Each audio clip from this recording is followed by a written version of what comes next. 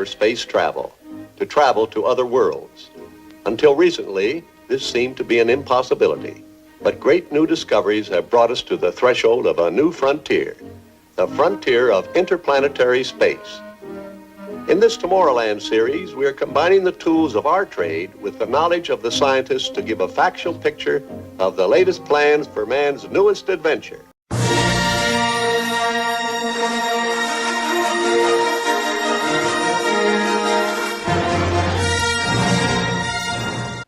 Was he a top-rated scientist, or was he an actor? He was one of the elite and was transferred around the countryside, hobnobbing with the rich and famous of the day. So how many scientific experiments did he come up with, or is it just all fake and brought on by Disney? He was a good friend with Walt Disney, as you can see further on in this thing.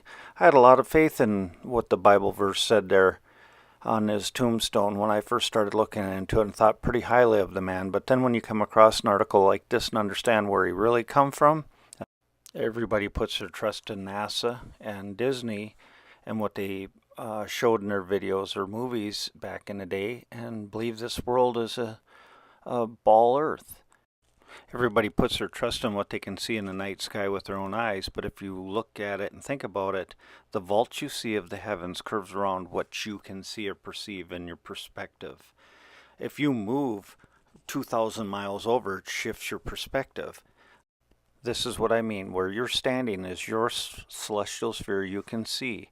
And by shifting where you stand shifts what you can see. It's all perspective. This is a map out of the Library of Congress. It's called the Hawaiian Gazetter of 1900 or so. And if this is a flat earth map and it shows extra continents out there, then it's, like I say, your perspective, what you can see. That's why I say the vault or expanse of the heavens is not curved. It's a flat plane, just like that Hawaiian Gazetter map. It just moves. Your perspective moves. This is a picture of the sunrise just the other day, and it's my perspective of what I seen. It looked like it lit up a line right across the snow right to me, just as bright as the sun. When you see a sunrise, it's 7,000 or 8,000 miles away, and in the sky about 3,000 miles up. This is about how much faith I put in NASA and the Russian Space Organization here. He comes from a very wealthy family, elitist one might say. I found a similar situation when I was researching my pre-1945 atomic fiction and my pre-1900 science fiction videos, where the authors of these works were elites or in amazingly coincidental situations. As far as the government story of Wernher von Braun, he is portrayed as the guy. We got this one guy, apparently the only guy smart enough to give us rocket technology. I mean, what a joke. We could have easily reverse engineered a V-2 rocket. But no, we needed a superstar, a scientist hero for the Disney NASA Fantasyland. This was the beginning of branding the superhero NASA scientist and astronaut heroes. They're just so much smarter than the average peasant. So he should have been quite the savant, a science geek, if you will, to be this important and have this many connections in America. However, if you want to know who Mr. Von Braun actually was, or the factual circumstances of his social status before becoming a rocket man, just look at his family. Wernher von Braun's lineage can be traced back to the Junkers. The Junkers were members of the landed nobility in Prussia. They owned great estates that were maintained and worked by peasants with no rights. And the most famous Junker was Chancellor Otto von Bismarck. Well, what are the chances of that? This measly rocket scientist is related to Otto von Bismarck. And Von Braun's father was Magnus Alexander Maximilian Frerer von Braun. And according to Wikipedia, Father von Braun was born at an estate the von Brauns had owned since 1803. He studied law at the universities of Göttingen and Königsberg.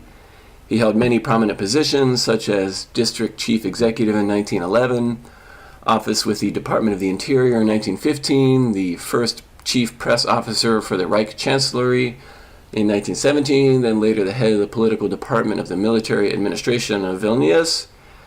He became the head of the administration of a Baltic town in 1918, and following the conclusion of World War I, Braun was appointed commissarial police president of Stettin in 1919.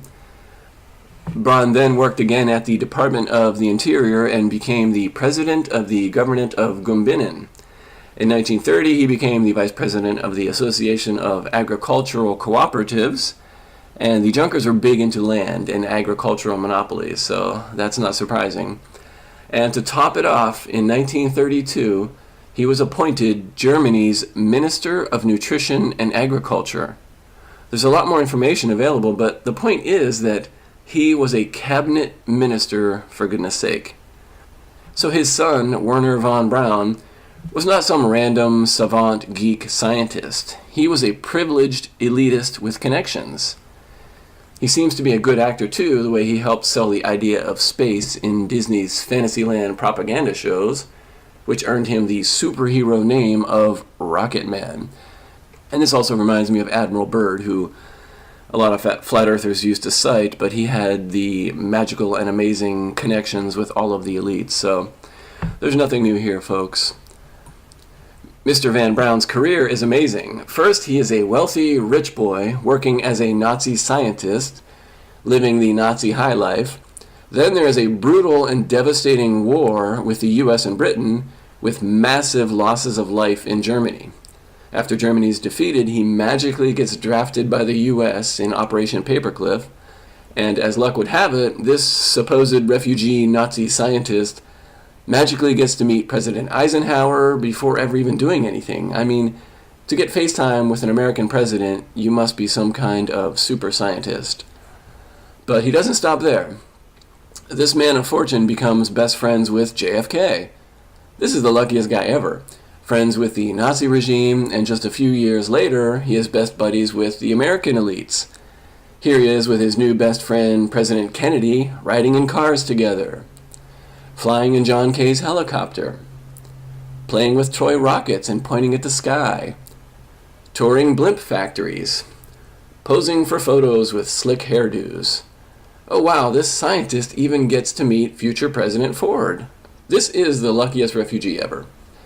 However, his bestest friend ends up being Mr. Walt Disney, and together they create, market, and advertise the magical world of space, or Fantasyland, as they admitted at the beginning of this video. If you could only see it now with a $4 billion investment in Star Wars, their most successful propaganda yet. Here he is at his desk at Disney, NASA, whatever, what's the difference? They're one and the same, and here's his greatest achievement, the Man on the Moon story. What a great bedtime story that was. Such imagination. And anyways, that's about all the sarcasm I can handle for one day. I leave you with Mr. Van Braun doing his thing, explaining the future moon mission. So, thanks for watching, guys. Peace out. Adios. The primary purpose of the first moon trip will be to test the methods and equipment to be used on later voyages into deep space. It will be essentially a scouting trip around the moon, and no landing will be attempted. To understand the plan of the trip, let us use this model.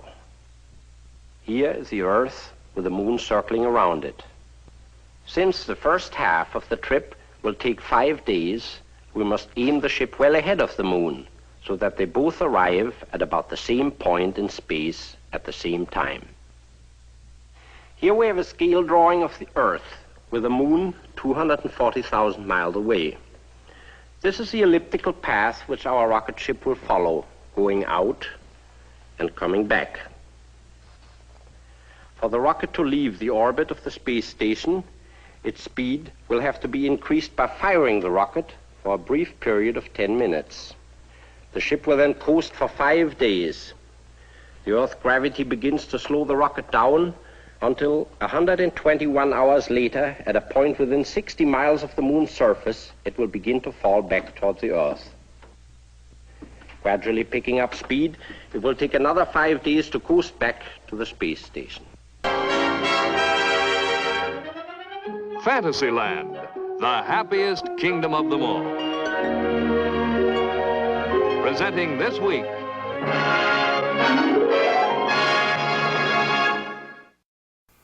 Here to introduce you to this new series is Walt Disney. In our modern world, everywhere we look, we see the influence science has upon our daily lives. Discoveries that were miracles a few short years ago are accepted as commonplace today. Many of the things that seem impossible now will become reality. I sped this time lapse up a little bit faster than it was when I first viewed it, just to give you the idea of, oh, water's flat. You can see that in time lapse.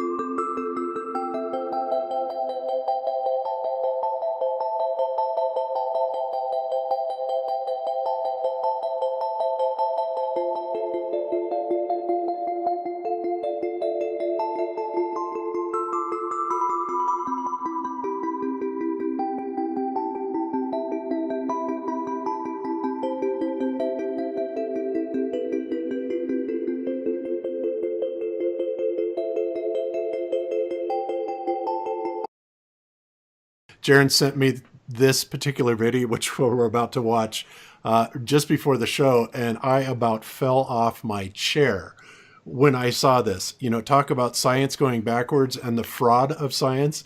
Jaron, I don't even know how to introduce this video. Anything you want to say about it before I play it?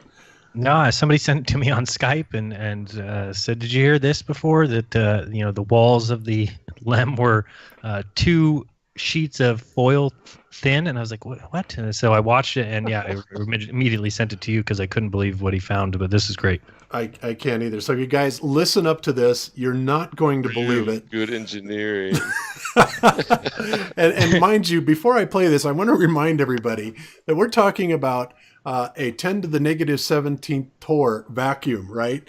That this craft is supposed to be holding out. And this is NASA people themselves talking about this. So hold on to your chair so you don't fall out of it. But here we go.